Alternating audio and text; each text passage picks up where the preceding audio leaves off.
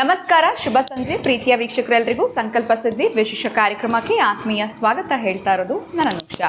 ಇನ್ನು ನಿಮ್ಮ ಜೀವನದಲ್ಲಿ ಅನೇಕ ರೀತಿಯಾಗಿರುವಂಥ ಕಷ್ಟಗಳು, ಸಮಸ್ಯೆಗಳು, ತೊಂದರೆಗಳು ಬರ್ತಾ ಇದೆ. ಒಂದು ರೀತಿಯಾಗಿರುವಂಥ ನೆಮ್ಮದಿಯ ಜೀವನ ನಮ್ದಾಗಬೇಕು, ಅಥವಾ ನಮ್ಮ ಕೆಲಸ ಕಡೆಗಳಲ್ಲಿ ಅಡೆತಡೆಗಳಾಗ್ತಾ ಇರೋದ್ರಿಂದ ನಾನು ಹೊರಗಡೆ ಬರಬೇಕು ಶೀಘ್ರವಾಗಿ ಅಂತಂದರೆ ಆದಷ್ಟು ಬೇಗ ನೀವು ಅಕ್ಷಯ ವೃಕ್ಷವನ್ನು ಬರಮಾಡಿಸ್ಕೊಳ್ಳಿ. ಖಂಡಿತವಾಗ್ಲೂ ಎಲ್ಲ ಒಂದು ಸಮಸ್ಯೆಗಳಿಂದ ನಿಮಗೆ ಹೊರಗಡೆ ಬರೋದಕ್ಕೆ ಸಹಾಯ ಆಗುತ್ತೆ. ಇನ್ನು ಕಾರ್ಯಕ್ರಮದಲ್ಲಿ ನಮ್ಮ ಜೊತೆಲಿದ್ದಾರೆ ಸ್ಪಿರಿಚುವಲ್ ಗುರು ಡಾಕ್ಟರ್ ವಿಷ್ಣುದತ್ತ ಗುರುಜಿಯವರು. ಬನ್ನಿ ಗುರುಗಳನ್ನ ಇವತ್ತಿನ ಕಾರ್ಯಕ್ರಮಕ್ಕೆ ಬರ್ಮಾಡ್ಕೊಳ್ಳೋಣ. ನಮಸ್ತೆ ಗುರುಗಳೇ, ಕಾರ್ಯಕ್ರಮಕ್ಕೆ ಭಕ್ತಿಯ ಸ್ವಾಗತ. ಒಳ್ಳೆದಾಗ್ಲಿ ಅಮ್ಮ. ಗುರುಗಳೇ, ಮನುಷ್ಯ ಅಂದಮೇಲೆ ಹಲವಾರು ರೀತಿಯಾಗಿರುವಂಥ ತಪ್ಪುಗಳು, ಸರಿಗಳು ಪ್ರತಿಯೊಂದು ಕೂಡ ಆಗ್ತಾ ಇರುತ್ತೆ ದಿನನಿತ್ಯ ಜೀವನದಲ್ಲಿ ಅಂತ ಹೇಳ್ಬೋದು. ಎಲ್ಲೋ ಒಂದು ಕಡೆ ನಮಗೆ ಗೊತ್ತಿಲ್ಲದೆ ಮಾಡಿರುವಂಥ ತಪ್ಪುಗಳು, ಪಾಪಗಳನ್ನ ತೊಳೆದುಕೊಳ್ಬೇಕು, ಪುಣ್ಯ ಪ್ರಾಪ್ತಿ ಆಗಬೇಕು ಅಂತಂದರೆ ಯಾವುದಾದ್ರೂ ಒಂದು ರೆಮಿಡಿಯನ್ನು ಇವತ್ತಿನ ಕಾರ್ಯಕ್ರಮದಲ್ಲಿ ನೀವು ವೀಕ್ಷಕರಿಗೆ ತಿಳಿಸ್ಕೊಡ್ಬೋದು. ಪಾಪ ಕಾರ್ಯಗಳಿಂದ ಮುಕ್ತಿ. ಹೌದು, ಪುಣ್ಯ ಪ್ರಾಪ್ತಿ ಆಗಬೇಕು. ಪಾಪ ಕಾರ್ಯಗಳ ಮುಕ್ತಿಯನ್ನು ಹೊಂದಿ ಬಹುಶಃ ನಿಮ್ಮ ಭವಿಷ್ಯತ್ತನ್ನು ಅಭಿವೃದ್ಧಿ ಮಾಡ್ಕೊಳ್ಬೇಕಾದ್ರೆ ಕೆಲವೊಂದು ಮಂತ್ರ ಹೇಳ್ತಾನೆ. ಅಂತಹ ಮಂತ್ರ ಈ ಗ್ರಂಥಗಳಲ್ಲಿ ಇರೋವಂಥದ್ದು. ಒಂದು 55 ದಿನ ಅದನ್ನೇನಾದರೂ ನೀವು ಪಠಿಸ್ತಾ ಸಿದ್ಧಿ ಮಾಡ್ಕೊಳ್ತೀನಿ ಅಂತಂದರೆ ಒಂದು ಅಷ್ಟನ್ನು ಬಹುಶಃ 1,00,000 ತನಕ ಸಿದ್ಧಿ ಆಗುತ್ತೆ ಅಂತಂದರೆ ಗೊತ್ತಿಲ್ಲ.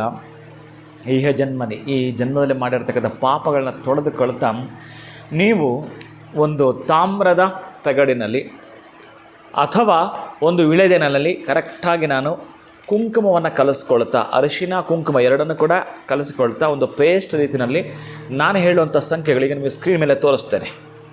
ಅಂತಹ ಸಂಖ್ಯೆಗಳು ಬರೆಯುತ್ತಾ ಅದನ್ನು ಇಟ್ಟುಕೊಳ್ತಾ ಪ್ರತಿನಿತ್ಯ ನಾನು ಪಠಿಸ್ತೀನಿ ಅನ್ನೋದೇ. ಆದರೆ ಈಗ ನಿಮ್ಮ ಅಕ್ಷಯ ವೃಕ್ಷಗಳು ಕೂಡ ಅಂತಹದ್ದೇ ಹಾಕಿರೋದು. ಅಂತಹ ಅಕ್ಷಯ ವೃಕ್ಷವನ್ನು ಮುಟ್ಟಿ ಸ್ಪರ್ಶ ಮಾಡಿದ್ರೇ ಬಹುಶಃ ನೀವು ತಿರುಪತಿ ಶ್ರೀನಿವಾಸನ ಪಾದವನ್ನು ಸ್ಪರ್ಶ ಮಾಡಿದ ಹಾಗೇ, ಬಹುಶಃ ನಿಮ್ಮ ಮನೆ ದೇವರ ಸ್ಪರ್ಶ ಮಾಡಿದ ಹಾಗೆ. ಯಾಕಂದರೆ ಅಲ್ಲಿ ಪ್ರತಿನಿತ್ಯ ನಮಗೆ ಬೆಳಕು ಕೊಡ್ತಕ್ಕಂತಹ ಸೂರ್ಯನಾರಾಯಣ, ಅಂತಹ ಸೂರ್ಯನಾರಾಯಣಗೆ ಉಪಾಸನೆ ಮಾಡ್ತಕ್ಕಂತಹ ಮಂತ್ರಗಳ ಬೀಜಾಕ್ಷರಗಳ ಕ್ರೋಢೀಕರಿಸಿರ್ತಕ್ಕಂಥದ್ದು ಆ ಒಂದು ಅಕ್ಷಯ ವೃಕ್ಷ.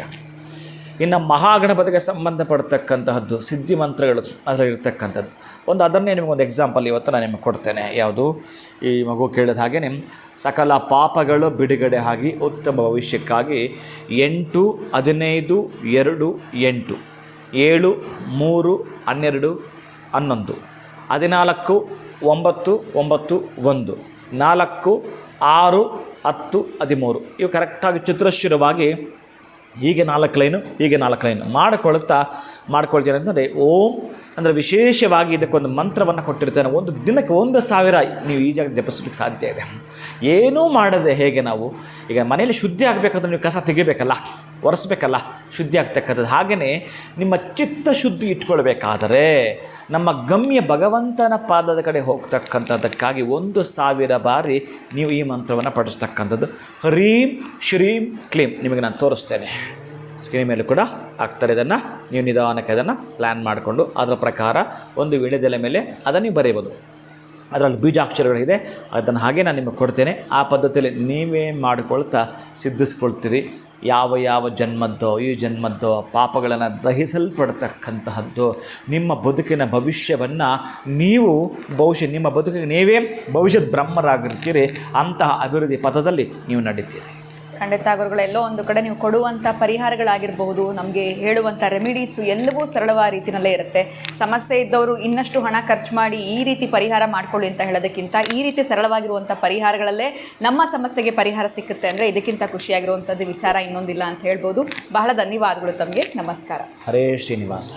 ಇನ್ನು ಗುರುಗಳು ಕೊಟ್ಟಿರುವಂಥ ಈ ರೆಮಿಡಿಯನ್ನು ನೀವು ತಪ್ಪದೆ ಫಾಲೋ ಮಾಡಿ ಅಂತ ಹೇಳ್ತಾ ಇವತ್ತಿನ ವಿಡಿಯೋನ ಮುಗಿಸುವಂಥ ಸಮಯ ಆಗಿದೆ. ನಮಸ್ಕಾರ.